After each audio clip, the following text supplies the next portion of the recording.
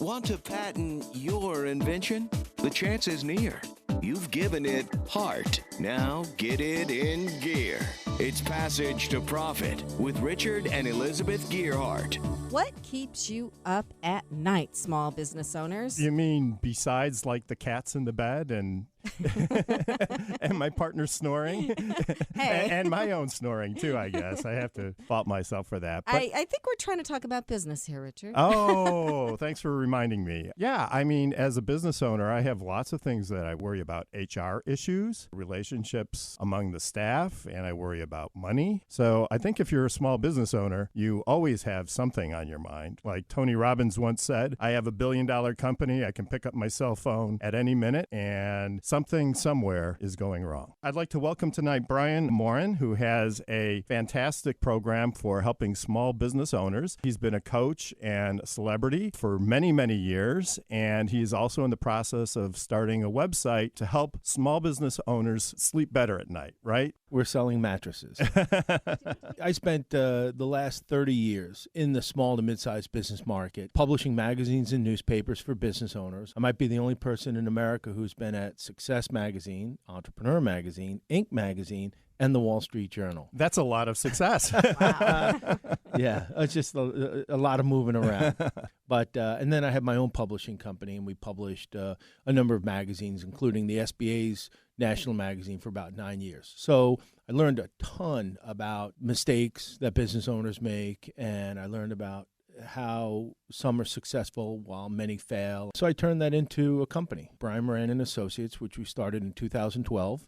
And we do two things. We help business owners run better companies, and we help marketers do a better job of marketing to the SMB space. So what are some of the types of things that small business owners typically stress out about? There's a simple answer to that, and it's fear of the unknown. And the overwhelming majority of business owners, including your listeners right now, operate in the weeds of their business, meaning that they can see 3 to 5 feet in front of them, and they don't know what's coming down the pike. They don't know what next month or 3 months or 6 months is going to bring to them, and it scares them, and they don't know why. And so a lot of times I'll tell them, just climb up to about 10,000 feet and see the same fires that you keep putting out every single day. You'll find the root cause of those fires and see where you've been in your business, where you are now, but more importantly, where you can go with your business. You can't see that when you're in the weeds of the business. You can see it when you're in the clouds of your business. So what kinds of things would typically be the kinds of fires that small business owners are dealing with? That's a great question. I do a lot of seminars, a lot of speaking and workshops around the country. And one of the questions I ask the audience is, how do you wake up in the morning? There are 3 types of business owners that wake up in the morning. There are the reactive kinds, they're the proactive kind, and then there's the predictive kind of business owner. And everyone will say, oh, I'm proactive. I get up and I jump out of bed and I make things happen. Okay, great. Until you read that first email. Right, before your feet even hit the floor. And then, I even have some people who say I'm predictive. To give you a sense of the audience, about 85% of business owners are what I call reactive. 14% are proactive. 1% at the most are predictive. And this is my own measurement, so you're not going to find this in any major research, but I'm pretty sure it's close to being accurate. And so here's what I mean by being reactive. You wake up in the morning, and before your feet hit the floor, you look at your phone, and I got another problem with the same employee or the same customer who's giving me excuses about why they're not paying my bill, but it's the same problem. And you keep putting it out day after day after day. And what that does is that slows you down from where you want to go with your company. And you just don't identify the root cause of that fire. And if you did, you would say, I'm going to fire that employee, I'm going to fire that customer, or I'm going to change the way we do business so that I don't have to deal with this anymore. So most people pick up their phone and they respond to the world. They say, the world is giving me problem after problem after problem, or maybe even opportunity, and I'm responding to it. That's the reactive person. Let me tell you about the proactive people. The proactive people have put together a plan the night before. They know here are the urgent things I need to take care of, the important things, the everyday and the non-essential. And what they do is they delegate the non-essential and everyday things, and they focus on the urgent and the important. And they start with the urgent, and they start with the biggest things.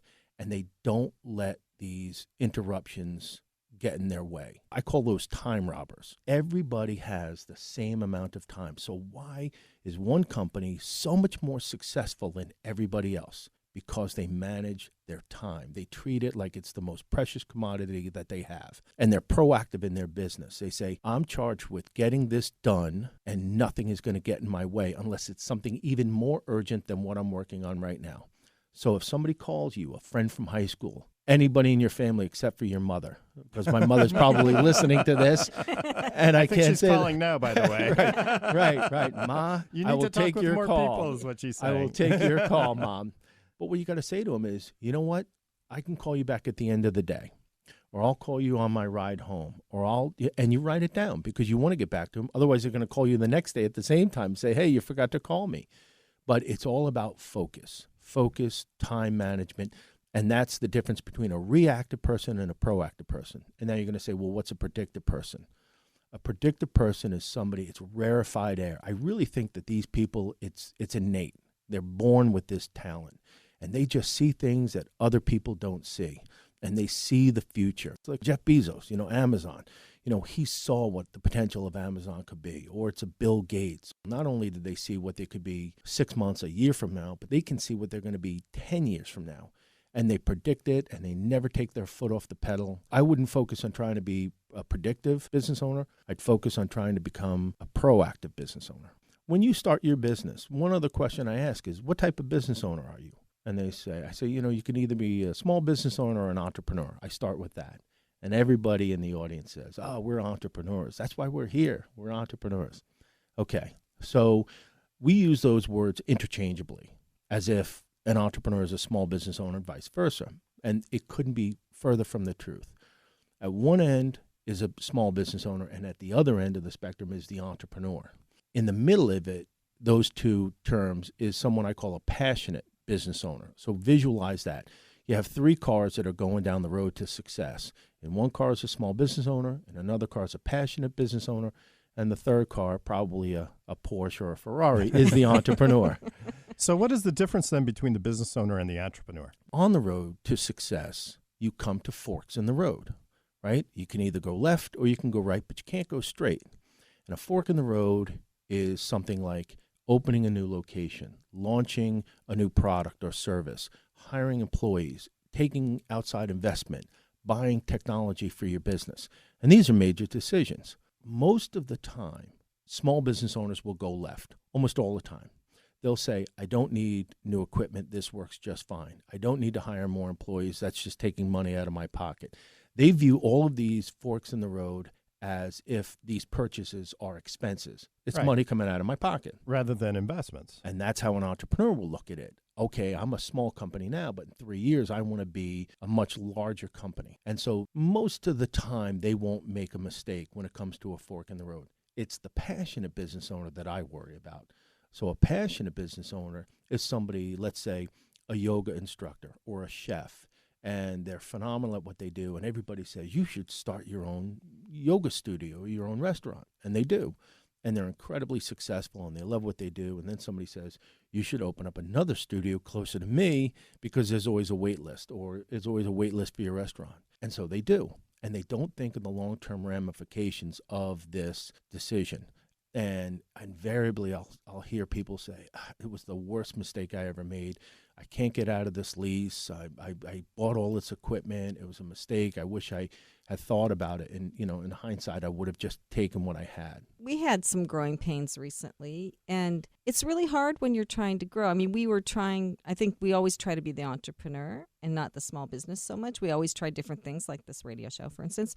But what happens when you hire the wrong people? Like, you have to delegate if you're growing, right? What happens if you hire the wrong people and things start to go in a way you don't want? You fire them.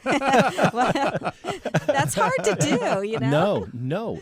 So yes and no. I've fired people in my life, in my career, and I've hired people. And the one thing I'll do when I'm letting people go is I will always try and help them as much as I possibly can if they want my help. It's not working out here. Here's why. Here's the things that you can do to improve. I'm happy to make referrals for you.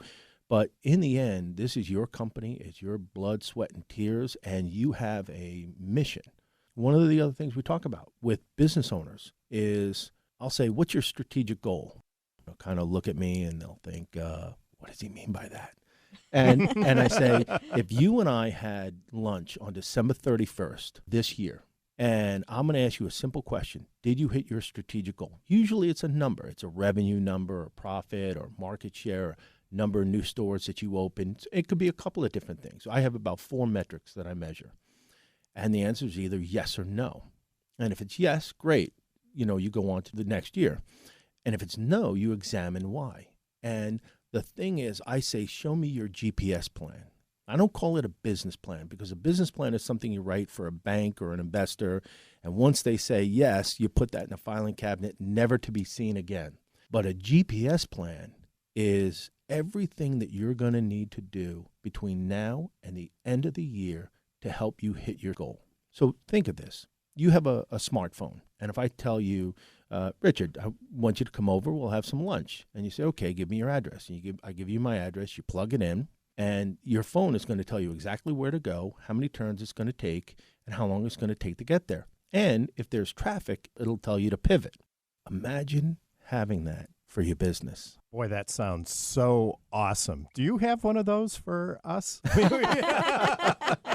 think you have to pay him for that. I kind of think that's how his business runs. I'm looking at my phone right now. Yeah. Fantastic advice from Brian Moran. You're listening to Passage to Profit with Richard and Elizabeth Gerhardt. We'll be right back after this message. There's never been a better time to start your own business. The opportunities are infinite and only limited by your imagination and enthusiasm. At Gerhardt Law, we believe the most successful companies all have one thing in common. They start with a solid foundation first. Gerhardt Law has years of experience protecting entrepreneurs' ideas and brands using patent, trademark, and copyright protection. So if you have a new consumer product, a new software application that you're planning to build or sell, or a brand or company name that you want to protect, contact the experts at www.gerhardtlaw.com. Our professionals will create a custom strategy designed to fit your needs and your budget. All of our attorneys are passionate about protection, licensed and qualified to represent you before the United States Patent and Trademark Office. Don't start your project without calling us first. Visit GerhardtLaw.com. Together, we can change the world. Visit GerhardtLaw.com. This ad has been read by a non-attorney spokesperson. Now back to Passage to Profit. Once again, Richard and Elizabeth Gerhardt. And our special guest, Brian Moran. Now, if you missed the first part of this, the podcast will be out tomorrow. And Brian is like this super duper businessman who can tell you how to fix your business and make a lot of money. That is like, that means highly qualified. And help you make a lot of money. So he's going to talk now about a GPS, but not the kind you think. Right. So we've been talking about running a business, what type of business owner you are, how you wake up in the morning. Are you reactive, proactive, predictive? And all of that leads to, how am I going to run my business? Where do I want to be at the end of this year? We talked a little bit about that. Well, in order to get from where you are today to where you want to be on December 31st, you need what I call a GPS plan. Now, a GPS plan is everything you're going to do, every meeting you take, every social media post you put up, every proposal you write, everything that you do between now and the end of the year should get you closer to your strategic goals. And what makes that so easy is that when opportunities come up, like somebody calls you and says, hey, I got this great idea, we should partner, or I should introduce you to this potential customer, and you can either say yes or you can say no, because you're looking and saying, is that going to get me closer to my goal? If it does, I'll take the meeting. If it doesn't, I can't do that right now. Why don't we revisit that in the new year? So it's really a blueprint for making decisions. Yes, and it's time management, because without the GPS plan, you say, yeah, I'll take that meeting, and all of a sudden that's an hour out of your day that you're never going to get back. And you know what? I'll write that proposal, or I'll go to that conference. And what the GPS plan also does is it holds you accountable, because in your GPS plan, you say, okay, I want to do $1 million in sales this year. I did $700,000 last year, and I think I can do another $300,000 this year. So it's $1 million. Okay, this is where the accountability comes in. So in your GPS plan, the first question I'm going to ask is, how much of that $700,000 will you renew? Oh, you'll only renew $600,000? Okay, so you need $400,000 in new business. Where's it coming from? And now I want to see accounts, target accounts that you're going after, or ways that you plan on bringing that revenue in. And then we're going to break it out by month. And so we're going to look January through December, and we're going to create milestones for your business. And every month, I'm going to hold you accountable. Did you hit your January goals? Did you hit February? If not, why not? Where were the time robbers in your GPS plan that took you off course? Great advice. And at Gerhardt Law, I'm happy to say that we use these kinds of tools. And when we do follow the plan, it helps a lot. And I think just the process of writing it down makes a big difference. I think having goals is one thing, but committing them to paper where you can see them and putting them in a place where you see them every day can have a tremendous impact. So we both worked in corporate, as we've said many times, and this almost sounds like you're the corporate CEO with their employee, except you're the employee of your own business. But when you work in corporate, you have your yearly goals that you have in your bonus, depends on how well you do on your yearly goals. And you sit down with your supervisor and you go through them and you say, how did you do on this one? How did you do on that one? What happened? And then you have somebody who's driving that, who's structuring it for you. So you kind of take that role for business owners. Absolutely. And depending on the size of your business, you should make everybody who runs a different department do the same thing. Because in the end, it's all about accountability. Am I holding myself accountable? And for a lot of business owners, one of the best investments you can make is in a business coach or an advisor. And maybe that's a meeting once a month on a Friday morning. You go out, you get breakfast, and you bring these people in, and they have different skill sets. And so you have a lawyer and you have a financial advisor or an accountant. Maybe it's one of your key employees, and you sit down and you have breakfast and you whiteboard everything. Where are we? Where did we go last month? Where are we right now? More importantly, where do we want to be next month? And if we're off course, like we lost a big account this month and we lost 10, 15% of our annual revenue. Okay, how are we going to replace that? And you don't want to ask that question after it's happened, because here's what happens. Business changes on a dime. And when it does, it's rarely for the better. So like when you get a big client, when you win a big client, that took 6, 7 months, a year maybe to bring them in. When that big client leaves, that's a phone call on a Monday morning or a Friday afternoon. Yeah. I'm sorry, we're leaving. And you think about that sucking sound that's coming out of your business. That's the client and all of that revenue. And you look at all of the expenses that are attached to it now that you have to deal with.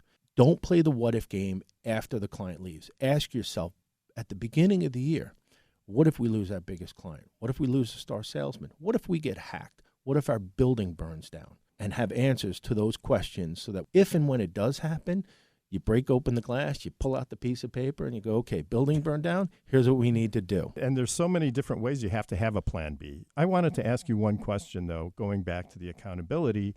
What are some of the things that you do to hold the business owner accountable? I mean, how do you work with them in a way that they actually feel the accountability? Because I mean, if they're just showing up and everybody's giving lip service, it doesn't really get anywhere, right? You know, so they really have to feel like they're accountable to you. So how does that work? No skin off my nose. You want to drive your business into the ground? Keep doing what you're doing. We're all adults, and I'll show you how to succeed in business.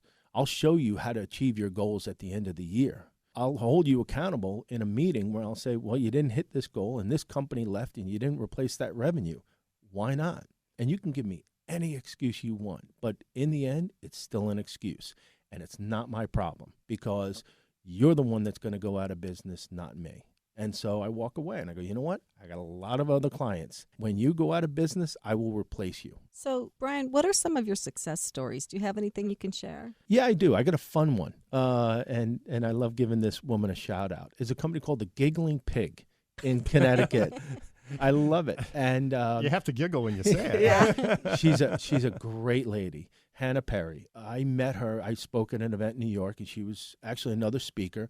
But she's a tremendous story. Came over from England, and I think she was a nanny, but she's very artistic. And she had one store in Connecticut. She opened up a second store. She was about to get into a major retail outlet, and she wanted to create an e-commerce business. She has these amazing art boxes. So Giggling Pig is an art studio for children and adults, and she has so many fun characters. Anyway, she created the art boxes that she wanted to send out. And, she didn't really know like how it was going to work. And she said, if I could do maybe 50 in the summer, that would be fantastic. and we mapped out a strategy for her. So she had a real good sense of what the costs were going to be. And we promoted the heck out of it on social media. And she hit like 30 different states. She sold something like 400 boxes over the summer. And she even sold a few internationally. And so I said, see what happens when you map out your strategy. But while we were doing that, I played the what if game with her, and we did like an insurance checklist, and we did other things because I said, what if your building burned down? Sure enough, the building that her store was in burned down. Oh, my no. gosh. Yeah, about 3 months. And here's how having a plan and having a plan B really helps. She got a call about 3 o'clock in the morning. The building's on fire. She runs down there. Oh, my gosh. Now, her summer camps or her camps for kids after school were starting the next morning. Well, she had a plan B. And one, she had the right insurance that covered the contents of her store, which was a huge difference in what the check she got. The store across the street was for rent. She called them. She said, I need to get into your store this morning. I have school starting. She called all her employees. They came down. They went to the other location, brought half the supplies over. They spent the next 5 hours putting together the store. It was actually less rent money than the store across the street and better parking. And she didn't miss a single day of school. That's great. Because she said, this is the plan. If something like this were to happen, here's what I'm going to do. And so she's a testament to the power of a GPS plan. So how did she go from wanting to sell 50 to actually selling over 400? Like, what do you think was the real secret there? Social media. So she has, I think it's art boxes on the go, and she has some hashtag. And all of her students or kids who would come in, they paint, they'd all post it on social media, on Instagram, and they would put a hashtag with it. And so people would click on the hashtag, and all of a sudden you would see hundreds of pictures that kids posted, because she said to them, as you put your project together, don't forget to post it and put this hashtag, and we'll like it and we'll comment on it. And all of the teachers did, and it's brilliant. And so people would see it, and then they would order the art boxes. The giggling pig, that's an image that's going to stay with me for the rest of the evening. Thank you so much, Brian. Yeah. And coming up next, we're going to have a special guest, Kenya Gibson, who's going to be talking with us about intellectual property. You're listening to Passage to Profit with Richard and Elizabeth Gerhardt. We'll be right back after this. What are entrepreneurs' most valuable assets? Their passion and ideas. We can't protect your passion, but we can protect your ideas. Trust Gerhardt Law to protect your ideas with premier patent, trademark, and copyright services. There's never been a better time to start your own business. Contact us at GerhardtLaw.com. At Gerhardt Law, we have years of experience protecting entrepreneurs' ideas and brands using patent, trademark, and copyright protection. So if you have a new consumer product, a new software application that you're planning to build or sell, or a brand or company name that you want to protect, contact the experts at Gerhardt Law. www.GerhardtLaw.com. Don't let the wrong protection strategy ruin your business. All of our attorneys are passionate about protection and are licensed and qualified to represent you before the United States Patent and Trademark Office. Don't start your project without calling us first. Contact Gerhardt Law on the web at GERHARTLAW.com. Together, we can change the world. This ad has been read by a non-attorney spokesperson. Hi, I'm Michael Pappas from ETFication.com, and I'm thrilled to be on Passage to Profit. Passage to Profit continues with Richard and Elizabeth Gerhardt. With our special guest, Brian Moran. We just finished his segment, and I got to tell you, there is a wealth of information there. So if you missed it, the podcast is coming out tomorrow. You should listen to that podcast. But he's also going to help our pitchers who are coming up in a few minutes try to solve some problems in their company. So you should stick around for that. But now we have a special treat. We have our media maven, Kenya Gibson, who will be talking to Richard and myself and Brian about intellectual property. Hi, everyone. How are you? Welcome back, Kenya. So good to have you back. It's great to be back. So we're back with a little bit of IP 101 today. And I was just kind of reading an article, and I heard that there are some common mistakes that entrepreneurs make when it comes to intellectual property. And the first one that I was reading about was just not knowing what you need. So you're using a logo, you're sending out any kind of images that represent your product or your good. How important is that to get trademarked or patented for protection? Oh, it's very important. And there's 4 different types of intellectual property. 1, trademarks that protect brands. 2nd, patents that protect technology and inventions. Third is copyright, which protects artistic works and original works of expression. And the fourth category is trade secrets. So those are the four categories. If you're starting a business, chances are you're going to be having a name for your business, which is always a good idea, URL. So you want to make sure that the name of the business and the URL are available for you to use. And you want to make sure that somebody else hasn't already filed intellectual property, a trademark on those names. It can be very difficult once you get started to make a big investment in a brand and in a name and find out later that somebody else has the trademark to it, and they send you a letter and they ask you to stop. And then you either have to change or you get involved in litigation.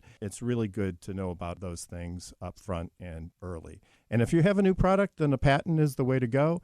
If you're writing a screenplay, writing a song, producing a movie, those are all copyrights. Knowing what type of protection you need is very important. You can usually get that information from your patent or intellectual property professional. So I was also reading about sometimes people underestimate or overestimate the cost of getting a patent. So how costly is it? And at what point should I be seeking help to not do this on my own? We have heard ranges from 10,000 to hundreds of thousands, but Wow. we're more towards the 10,000. But it's around 10 to 15,000. The problem that For a patent. Right. The problem is there's all these different fees that come along with it. So we try to do as much flat fee as we can, but people always get surprised. They're like, "Oh, I didn't know I had to pay the patent office for this." Well, the patent office actually makes money instead of taking money from taxes. So they charge fees for pretty much everything. So you really have to try to get a fee schedule and sit down with whomever's doing it. And some people have had success filing their own patents, but it's rare because there are so many tricks to it. Yeah, and the real cost for intellectual property is not just what you're paying the government or your lawyer. It's the cost of not having it, the cost of putting all of the money and time developing the business, developing the idea, paying the developers, paying the marketing people, getting it out there, and then all of a sudden somebody else says, "Hey, that's a great idea. We're going to do the same thing." And they're able to go ahead and do it without making the investment that you had to make. And so while intellectual property can seem expensive, if you compare it to the revenue that you're planning to generate from your business, it's actually usually a very small percentage. And that's why intellectual property is so important, because it protects your sales for years, and it's an investment. It's kind of like an insurance plan. It is, yes. So nobody else can make and sell what you are making and selling in the country in which you have the patent. And you can get the patent in the United States, and then you can get the same patent in a whole bunch of different countries. So say you want to sell all over the world with the internet. We have a lot of clients now that patent all over the world. So it really is insurance. And sometimes, people say, well, not every patent protects a commercial technology. There's a lot of patents that don't end up going anywhere, and that's true. But to a large extent, that's also a function of the business. Was the business successful? So a patent is not going to make your business successful. It's going to protect a successful business.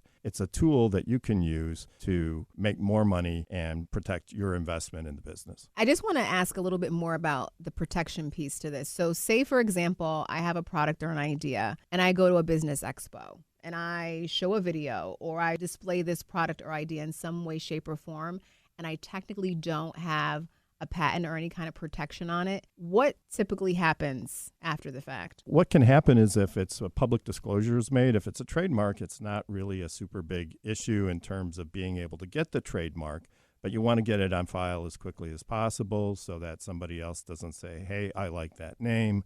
I'm going to go use it for something else." If it's a patent in the U.S., you have a year from the date that the patent is disclosed to file your patent application. But again, if you've made a public disclosure, you take certain risks by not having the patent on file first. So we always recommend that you have your intellectual property in place before you officially launch on your business. And I heard a little rumor that in the U.S., if you publicly disclose a product or a good, that it may prohibit you in other countries from being able to gain a patent. Yes, that's right. So the U.S. is a great place for entrepreneurs, and that's one of the reasons. From the first time you do a public disclosure, you do have a year to get your patent on file. But other countries like Europe and some others say, well, you've disclosed it, so you have no patent rights now. You can never file a patent in our country. That's a pretty big deal. I mean, the patent system was originally named the Constitution of the United States because the founders felt that having a strong intellectual property system would help with the development of the economy. And so it exists even today. America has one of the strongest patent systems, and it also has one of the most innovative economies. And some people think there's a connection between the two. Very interesting. This has been great. Thank you, Kenya. Oh, you're welcome. Thanks for having me here. Yeah, we love having you on the show. So you're listening to Passage to Profit on WR710 with Richard Elizabeth Gearhart, our special guest Brian Moran, and our other special guest Kenya Gibson. Hi, I'm Lisa Askley's the inventress, founder, CEO, and president of Inventing A to Z. I've been inventing products for over 38 years. Hundreds of products later and dozens of patents. I help people develop products and put them on the market from concept to fruition. I bring them to some of the top shopping networks in the world: QVC, HSN, eVine Live, and retail stores. Have you ever said to yourself, someone should invent that thing? Well, I say, why not make it you? If you want to know how to develop a product from concept to fruition the right way, contact me, Lisa Askley's the inventress. Go to inventingatoz.com, inventingatoz.com. Email me, lisa@inventingatoz.com. Treat yourself to a day chock full of networking, education, music, shopping, and fun. Go to my website, inventingatoz.com. This is V from Crew Me Up. Listen to Passage to Profit. You'll learn a lot. Now back to Passage to Profit. Once again, Richard and Elizabeth Gearhart. We just had a great discussion with Brian and also with Kenya Gibson, and now it's time for the pitch portion of the show. And when you're listening to these pitches, please think about which one you like best and go to the Passage to Profit page on the Gearhart Law website and scroll down and find the poll and vote. That's Gearhart Law, GearhartLaw.com. And while you're there, make sure you check out our website. You can learn a lot about intellectual property, patents, trademarks, copyrights. You can see past episodes of Passage to Profit. You can read the team bios. So when you vote, check out the rest of the intellectual property world on Gearhart Law. And remember, everyone gets one vote, and the voting is open for a week. So don't forget to like us on Facebook, Twitter, and Instagram. And remember, get your friends to vote. And just remember the name of the show by imagining you're walking down a passage with a huge pot of gold at the end. Passage to Profit. And may your passage be short and your profit be huge. Each contestant now gets 2 minutes, followed by a discussion with our guests, and the overall best vote getter gets a professionally produced video of their pitch, a $500 value. And it goes on to our YouTube channel. So let's get started. Our first pitch is by Dara Weislow. Welcome, Dara. Thank you so much, Richard and Elizabeth Gearhart, for having me on this show, Passage to Profit. We developed an inclusive social location-based app to help users find locations that suit their needs. So our son was diagnosed with severe ADHD, and he was then tested for autism. And so we began to research autism, and we delved into learning about behaviors on the spectrum. We then realized that there's accommodations that can be made, and we saw there was a gap. We have families and friends who are deaf, who have vision impairments and mobility impairments, and listening to their story, you realize how important accommodations and inclusion are, which is the main focus of the Blurb Spot app, and that closes the gap. We then began to realize that even having multiple children, we have twins, and I would take a baby into the restroom to change one baby, and my husband would come out with the other baby saying there's no changing table in the men's room, and that was so frustrating. So this app can be beneficial to families in general. And there are many establishments that are aware of this need. For instance, Broadway, they offer special autism-friendly showtimes, as does AMC Theater, with dim lighting and low noise. But how can individuals find places with inclusion? Well, here's an app that's at your reach. Users can blurb and check off accommodations and features, and we can work together to find places that are most welcoming, and other establishments will begin to catch on. And it also gives users with similar needs the chance to connect with each other. Everyone deserves an opportunity to dine, to travel, to enjoy entertainment, and we had a desire to fill that need. So you can post or blurb using photos, using videos, and comment about an accommodation or feature. We encourage positive reviews. We praise locations and business establishments who have thoughtful accommodations, showing how important it is to be inclusive as possible. And this is a user-driven app. There's over 1 billion individuals with different abilities or disabilities, and everyone deserves to be included. So we want to bring more awareness to people and help build this community and make a global impact together. And that will be something to blurb about. Wow, I should say. So I remember when my cousin visited, she has a prosthesis, so you can't tell that she's missing part of one of her legs. So you wouldn't know she was handicapped to look at her, but she has trouble on stairs. And we went to a Broadway show, and of course there were the million people in line for the ladies' room at the break, and the men's room didn't. Anyway, so I said, she's handicapped. You have a bathroom that she can use. And they did. That just made all the difference to her, right? Yes, absolutely. It feels so good to be welcomed, to be thought of. And so your app is a way to let other people, maybe with similar types of disabilities, to know where all the good spots are, right? All the places where they can find extra accommodations for them that will make their life easier. Also a great way for merchants who have extra access, do special things, to kind of broadcast it a little bit and reach people that they're trying to reach. Absolutely. And there's so many accommodations that can be made, and it doesn't have to be costly. Even sensory kits to be available for guests. You can be creative. Braille menus cost about an average of $20, and you don't need a lot. So do most restaurants have Braille menus, or is that pretty rare? It's rare. And it's something so simple that it would be an easy accommodation to make. And I think it would be meaningful for so many people who need that. Absolutely. Is there anything in the marketplace like your app right now? There's nothing, I haven't seen anything that includes individuals with autism as well as disabilities, mobility impairments, and as well as hearing impairments. I haven't seen anything on the market. It's a phenomenal idea. Thank and you. I think everybody listening knows somebody who would benefit from this app. So the question is, how do you plan to market it? Is social media a big component of your marketing plans?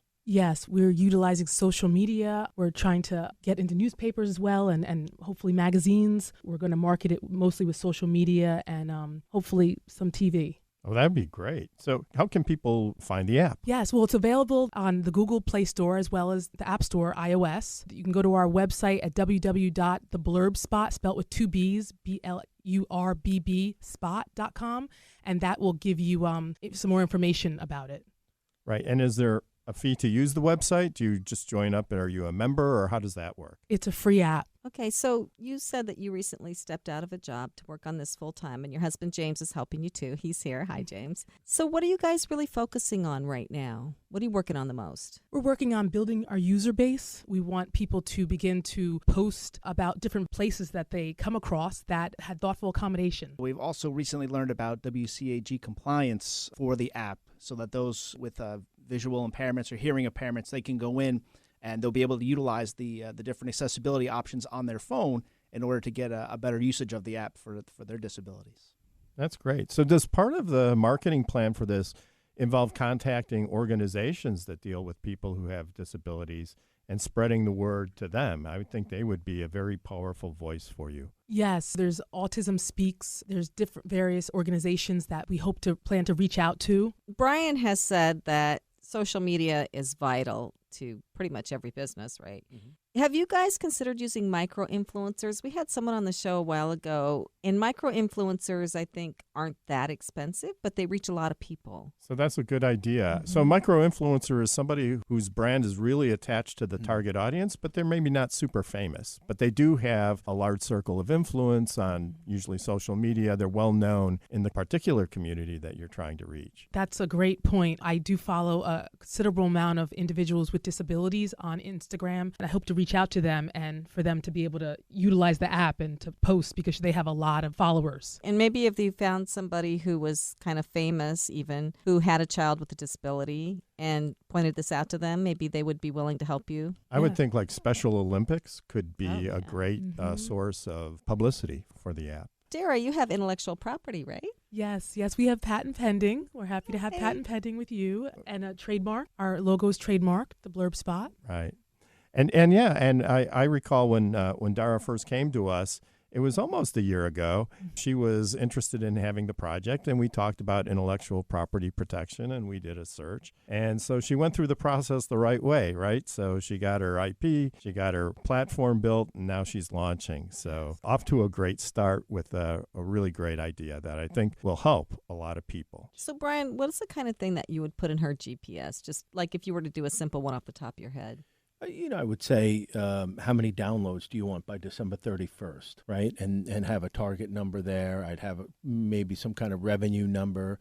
I would also reach out to potential sponsors. And then on social media, I would target, let's say, 5 individuals that have some sort of social influence or industry influence that I'd want on board with the app and that would be willing to lend their name. Wonderful idea. Really wonderful app for people.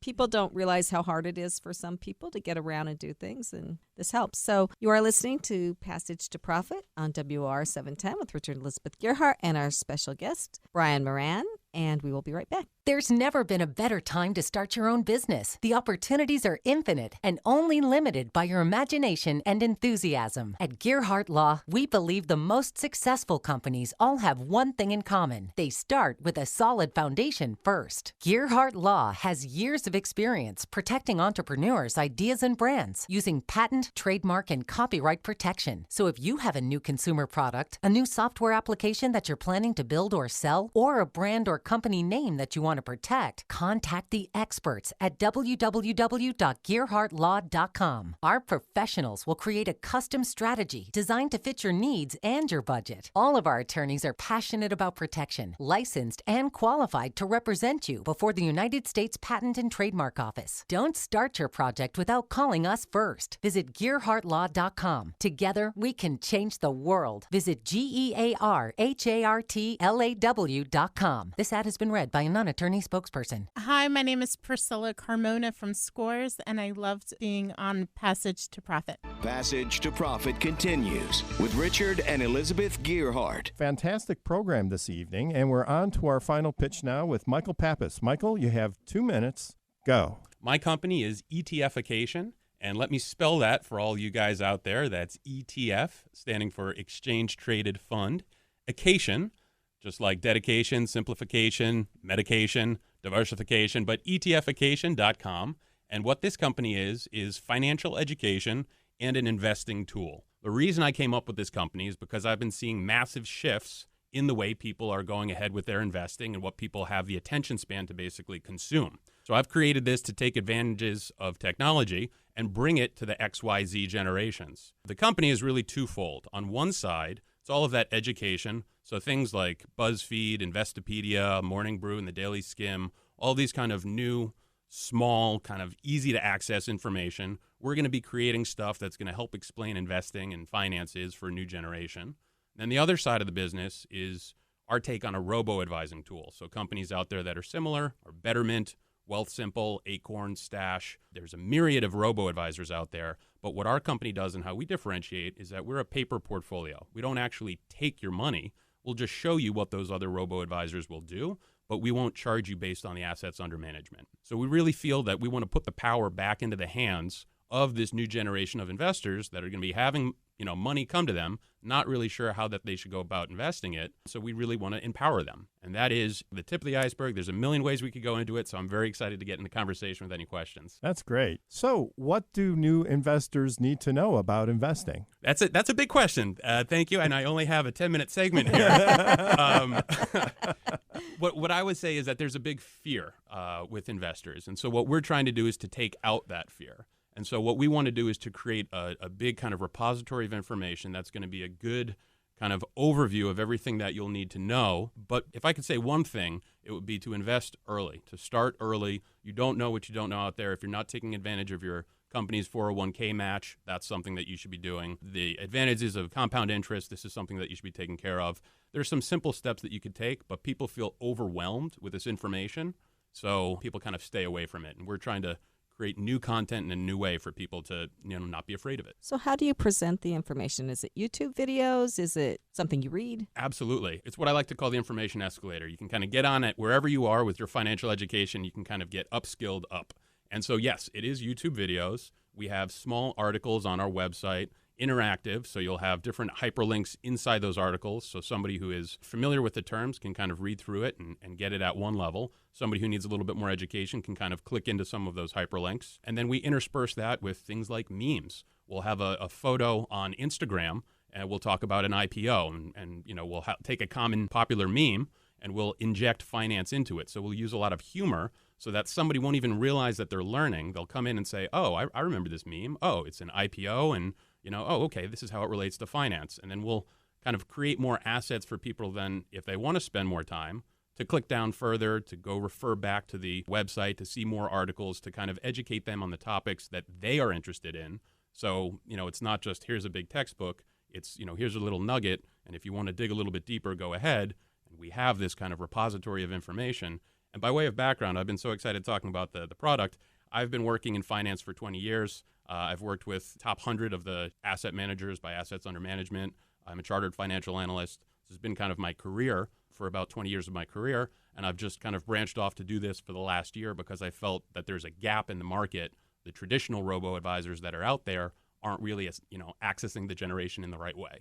Can you explain what a robo-advisor is? Yes, absolutely. Everybody seems to have one nowadays. And how this works is instead of paying a portfolio manager, Joe Schmo from Idaho, 2% of your money in order to go ahead and manage it for you. And by the way, the vast majority of portfolio managers lag their benchmark. So instead of paying a portfolio manager 2 and 20, which is 2% of assets under management and then 20% of any profits, robo-advisors will do it automatically with math, and they'll automatically trade your assets for you and charge you a compressed fee, something like 35 to 75 basis points, which is less than 1%. And they claim that they will outperform the active managers because they're charging you less fees, and over time, that's going to be the biggest benefit.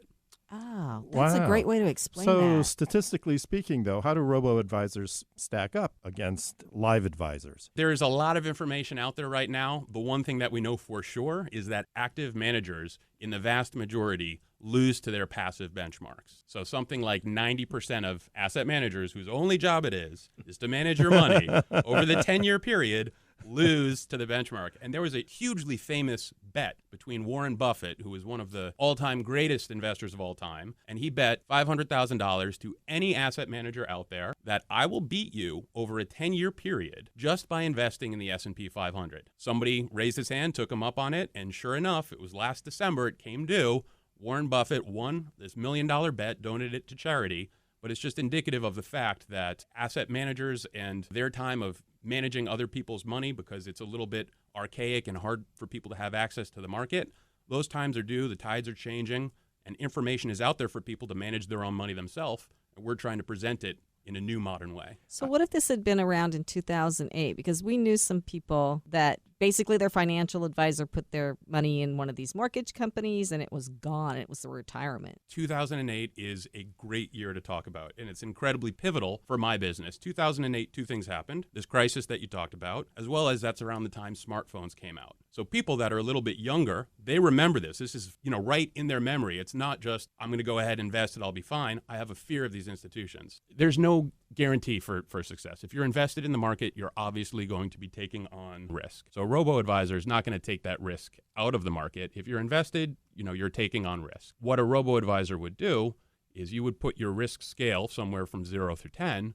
And if you were on a 0, if you were on the less risky side, you would be less invested in assets that are volatile. And so you would be more invested in fixed income instruments. And so in that capacity, you would experience less of the downturn and less of the upturn. So ETF-ication has a product where you survey all the known robo-advisors out there. And then what do? You comment on them, you post results. Do you have your own robo product? Actually, what our product has is the same engine as most of the other robo-advisors, but we don't take custody of your assets. We will provide the same engine and then allow you to play along in a paper portfolio and say, oh, okay, if I invest this way, then this is going to be my return. So it's going to help educate somebody as to how am I doing to empower them to feel, better about their investments. And a lot of people are invested in these other robo-advisors and they don't necessarily know why or how they're doing, and they have a fear of getting into it. So this is really to take out that fear. Is there a human element to the company? On the education side, there's a very human element. We're working with people to create literature to help educate people. But as far as the purely robo-advisor side of the company and the tool that people can kind of play along with to emulate, that's based off of that same math. And so what is the revenue model for your company then? So the revenue model is a small price, a monthly recurring fee for access to the app. And then inside the app, people can have upsells. So the idea is the content side of the business is all free and outgoing there to the public. And it's kind of doubling as marketing for the company, make people feel safe about the finances. Then the app, they say, okay, I've gotten all this good advice, and this is free advice, and I could check it with what else is out in the market. Then the app is $1 a month for the base subscription, and then you can upsell. So if you wanted to say, all right, well, I'm just looking at one portfolio, which is a risk of a 5, and this is how it would perform, in this environment. But I'm also curious, what if I did a risk of a 9 and I rebalanced it more frequently? How would that do? So I'm getting more interested here. They'll want to get more involved. They can pay a little bit more and get that as well. Have you thought about the college market, like bringing this to colleges and universities or even high schools? Absolutely. I think financial literacy is something that is very underserved in current situation. One of the articles actually we're writing is about comparing finance to Vegas. And, we'll use kind of these types of analogies to bring in the human element so that it'll help educate people. Roulette, if you're putting it on black, that's basically a 50-50 bet. But if you bet on, black 38, your payout is going to be a lot higher, if you hit on that number. In a way, the analogies between that and the finance market are huge. And if you explain to somebody that, if you invest in a stock, that's like buying, black on the roulette table. But if you buy an option that's far out of the money, that's like putting it on black 38. Less likely to hit, but if you do, bam, that's a lot of money. I love going back to the advice that I had always heard, which is buy low, sell high, right? Yes. Maybe Yes. you just need a website that sells that. Yes, yeah. It's been absolutely fantastic having you on, Michael. And what is the name of the company again? The name of the company is ETFication. The website is etfication.com, ETFication. And we hope after you make your first $1 billion, you'll come back and invest in Passage to Profit, okay? Absolutely. All right, great. Well, you're listening to Passage to Profit with Richard and Elizabeth Gerhardt and our special guest this evening, Brian Moran, and we'll be right back after this message. What are entrepreneurs' most valuable assets? Their passion and ideas. We can't protect your passion, but we can protect your ideas. Trust Gerhardt Law to protect your ideas with premier patent, trademark, and copyright services. There's never been a better time to start your own business. Contact us at GerhardtLaw.com. At Gerhardt Law, we have years of experience protecting entrepreneurs' ideas and brands using patent, trademark, and copyright protection. So if you have a new consumer product, a new software application that you're planning to build or sell, or a brand or company name that you want to protect, contact the experts at Gerhardt Law. www.gerhardtlaw.com. Don't let the wrong protection strategy ruin your business. All of our attorneys are passionate about protection and are licensed and qualified to represent you before the United States Patent and Trademark Office. Don't start your project without calling us first. Contact Gerhardt Law on the web at GERHARTLAW.com. Together, we can change the world. This ad has been read by a non-attorney spokesperson. Now more with Richard and Elizabeth. Passage to Profit. And if you're just tuning in, well, too bad for you. But no, seriously, you can hear it tomorrow on the podcast. And everyone go to the Passage to Profit page at GerhardtLaw.com, GERHARTLAW, and vote for your favorite project. Brian Moran, his website is smallbusinessedge.com, and you can email him at brian@smallbusinessedge.com. Our first pitch was Dara Weislow with the Blurb Spot app, and that's Blurb, BLURBB, Spot app. And our second pitch was Michael Pappas with ETFication, ETFication.com. And now Google Passage to Profit and make your choice. Remember, you can only vote once, and you have until next Sunday at 8 p.m. to vote. The best overall vote getter for the show will receive a professionally produced video of their pitch, a $500 value. So before we sign off, thanks to everyone who made the trek into Tribeca. We love hearing these pitches. It's so much fun. And Brian, our special guest this evening, do you have any final words of wisdom for our audience? Ask yourself the simple questions that we talked about in the beginning of the show. What type of business owner are you? How do you wake up in the morning? Do you have a GPS plan? Great advice. What keeps you awake at night? If you didn't hear it, go back and listen to the podcast. And we would like to thank our media maven, Kenya Gibson, our wonderful producer, Noah Fleischman, our great engineer, Rob Barretts, and the whole iHeart team. And don't forget to join us next week for another excellent speaker and another round of pitches. And listeners, you can start thinking about what your pitch will be. And don't forget to like us on Facebook, Instagram, and Twitter. This is Richard and Elizabeth Gerhardt from Gerhardt Law on iHeart Radio, Passage to Profit, WOR 710, the voice of New York.